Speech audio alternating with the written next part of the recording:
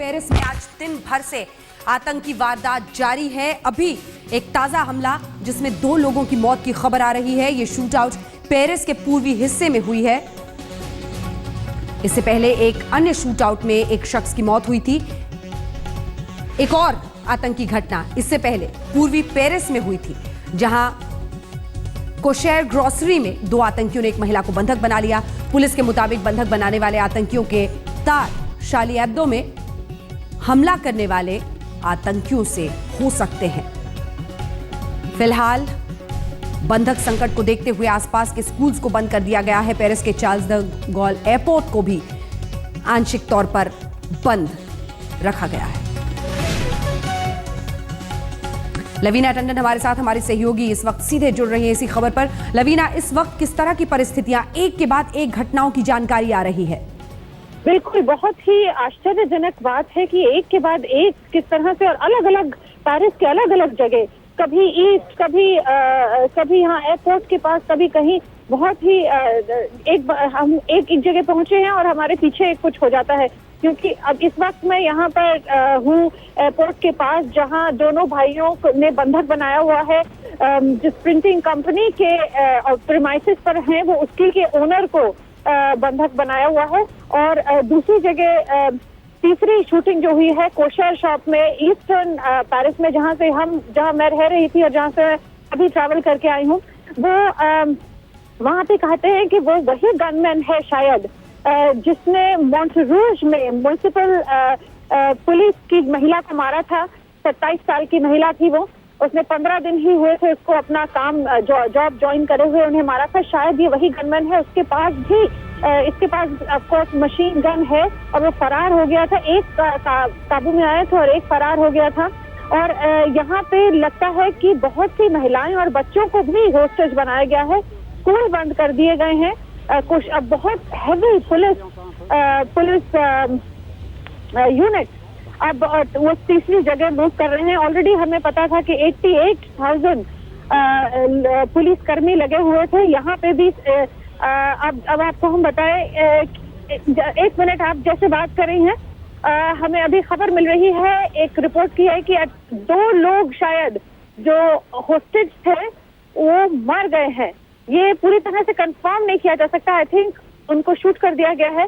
ये पूरी तरह से अनकंफर्म्ड रिपोर्ट आ रही है हमारे पास कि शायद होस्टेजेस आघात भी हुए हैं। तो ये बहुत ही, और इस वक्त जहां मैं खड़ी हूँ एयरपोर्ट के पास, नॉर्थ ईस्ट पेरिस में, द मार्टिन एंड गोल में, वहाँ स्टैंड ऑफ है, नेगोशिएशंस चल रहे हैं। स्वॉट की टीम बात कर रही है दोनों भाइयों से और कोशिश की जा रही है कि क्या वो चाहते हैं और क्या किया जाए। आखिरी जो हमें नेगोशिएशंस का पता चला था वो ये था कि उन्होंने कहा हम एक मार्टर की तरह मरना चाहते हैं। लेकिन उनसे जब वहाँ स्कूल के बच्चों को छोड़ने की बात की गई और ये कहा गया कि उन्हें जाने दिया जाए कुछ बिना किसी हरकत के, तो ऐसा हुआ था। तो ऐसा लगता है कि नेगोशिएशंस अभी भी जारी है, स्टैंड ऑफ है और इस वजह से यहाँ पे कोई हरकत नहीं है। मगर ईस्टर्न पेरिस में इस वक्त होस्टेज ने लगता है कि 2 लोगों को, अब पूरी तरह से कंफर्म रिपोर्ट नहीं है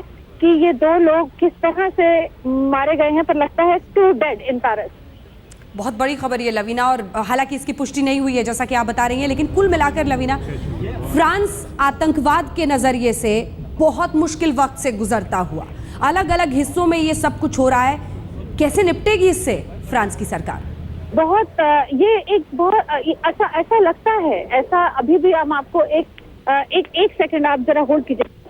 बिल्कुल लवीना हमारे साथ, हमारी सहयोगी बनी हुई है। हम बने हुए, सुनिए। हम ये कह रहे थे कि ऐसा अब सुनने में आ रहा है, ऐसा धीरे धीरे ये कंफर्म हो रहा है कि शायद ये कि तीनों जो शूटिंग हुई है पेरिस में, उनमें कहीं ना कहीं कोई लिंक है।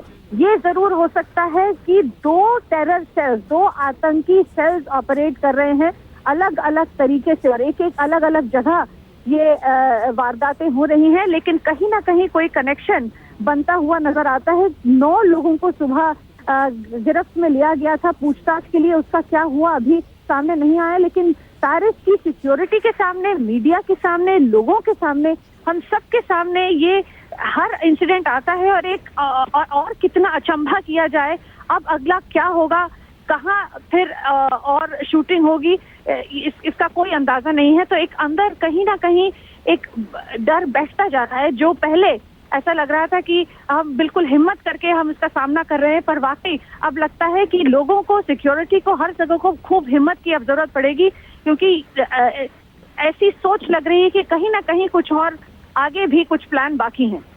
बहुत डराने वाली खबर और पूरा फ्रांस एक तरह से दहशत में इस वक्त। तस्वीरें हम आपको दिखा रहे हैं बुधवार की, गुरुवार की, आज की फायरिंग की। लवीना, आप बता रही हैं कि अलग अलग जगहों पर फायरिंग और इन फायरिंग्स में लिंक और 2 टेरर सेल्स के काम करने की, क्या वहां की पुलिस इस तरह की जानकारी दे रही है? पुख्ता नहीं किया है पुलिस ने, लेकिन अंदरूनी सोर्सेस से आप कहें तो मालूम ये पड़ा है हमें। क्योंकि स्टेटमेंट नहीं जारी किया है इसलिए हम आपको ये कंफर्म नहीं कर सकते, लेकिन अंदरूनी जानकारी यही है कि कहीं ना कहीं 2 टेरर सेल्स हैं जो अलग अलग काम कर रहे हैं। और अब ये सिर्फ फ्रांस का मसला नहीं रहा है श्वेता, अब ये मसला यूरोप का हो गया है और ये मसला शायद पूरे दुनिया का भी है। लेकिन यूरोप में अलर्ट भी कर दिया गया है, ब्रिटेन में भी अलर्ट कर दिया गया है। आहिस्ता आहिस्ता, जिस फ्लाइट से मैं वापस आने वाली थी, मुझे फोन कॉल आया था एयरपोर्ट से कि उन्होंने भी अलर्ट किया है कि हो सकता है कुछ डिलेज हो, थोड़ी सी अनसर्टेनिटी एयरपोर्ट और सारी फ्लाइट्स में भी हैं। तो अलर्ट सब लोग हैं, फ्रांस, स्पेन, जर्मनी, सभी जगह। जो तस्वीरें हम देख रहे हैं लवीना, वो वाकई बहुत, जिस तरह से 80,000 पुलिसकर्मी, जैसा कि आपने बताया भी है, वो इस वक्त जमीन पर मौजूद हैं, अलग अलग जगहों पर मौजूद है, हेलीकॉप्टर से सर्च, इस सब के बावजूद जीरो इन पूरी तरह से नहीं कर पा रही है पुलिस। ये अपने आप में बहुत डराने वाली बात होगी। और जैसा कि आप बता रही हैं, पूरे यूरोप में एक तरह से दहशत है। बिल्कुल, ये दहलाने वाली बात तो है ही कि पुलिस हालांकि पुलिस 88,000 पुलिसकर्मी इसमें लगे हुए हैं, फिर भी कहीं ना कहीं ये प्लॉट, कहीं ना कहीं शूटिंग हो जाती है जहां आश्चर्यजनक होता है। तो शायद ये पुलिस की गिरफ्त में नहीं आ रही है सारी सिचुएशन, या इंटेलिजेंस हमें पूरी खबर नहीं दे रही है, तो कहना मुश्किल है। लेकिन लब्बो लबा ये है कि एक हल्का सा, एक अनसर्टेनिटी, हल्का सा ये डर जरूर बन गया है कि अब आगे क्या होगा। बिल्कुल, क्या होगा, और वही सबसे बड़ा सवाल जो शायद हर जो इस वक्त फ्रांस का नागरिक है एक दूसरे से पूछ रहा होगा। बहुत बड़ी परेशानी का सबब ये बनती हुई एक के बाद एक फायरिंग अलग अलग जगहों पर। एक बार चाहेंगे लवीना, सिलसिलेवार ढंग से अगर आप बताएं हमें कि फ्रांस में जो पहला वो हमला हमने देखा एक दफ्तर पर पत्रिका के, उसके बाद से जो एक के बाद एक सिलसिला रहा है ऐसे आतंकी हमलों का, शुरू से टाइमलाइन। जी, शार्ली हेब्दो तो आपने कहा, आपने बताया। दूसरा हमला हुआ 8 बजे जनवरी 8 को मॉन्टरूज में, जहां ऐसा अब लगता है कि 2 लोग थे, उसमें से एक 52 साल का व्यक्ति पकड़ा गया, मशीन गन और स्टेन गन, उसके शॉट गन उसके हाथ में थी। और एक महिला, पुलिस म्यूनिसिपैलिटी की एक महिला 27 साल की, जिसने 15 दिन में ही नौकरी ज्वाइन करी थी, उसका वो आघात हो गई और उसकी मौत हो गई। उसके बाद ये जो हमारे दोनों भाई थे, 3 लोग इन्वॉल्व थे शार्ली हेब्दो में। जो 19 साल का बच्चा था उसने तो सरेंडर कर दिया, लेकिन दो भाई थे 32 और 34 साल के कवाची ब्रदर्स, उनका मैनहंट शुरू हुआ। इनका शुरू हुआ गाड़ी रेनॉल्ट क्लियो से। ये लोग पेरिस, सबसे पहले पता इस तरह चला कि वहां उन्होंने अपना आइडेंटिटी कार्ड छोड़ दिया था चार्ली हेब्दो के ऑफिस में, और वहां से इनकी गाड़ी को फॉलो किया गया सर्वेलेंस के थ्रू। तो इनकी गाड़ी नजर आई, एक जगह है विलियर्स कोथियर्स, वहां पर पेट्रोल पंप पर इन लोगों ने कल वहां से खाना और पीने का सामान चुराया, और उसके बाद 10 मिनट की दूरी पर लॉन्ग कॉम है सुबह। बिल्कुल, और एक के बाद एक जो दहशत है इस वक्त लवीना, उसका अंदाजा लगाया जा सकता है। दहशत बहुत ज्यादा इस वक्त है और एक के बाद एक फायरिंग की घटनाएं हो रही हैं। एक बहुत मुश्किल घड़ी का सामना करते हुए फ्रांस सरकार वहां पर कोशिश करती हुई, पुलिस मौजूद, लेकिन फिर भी फायरिंग हो रही है। इस खबर पर रहेगी आज।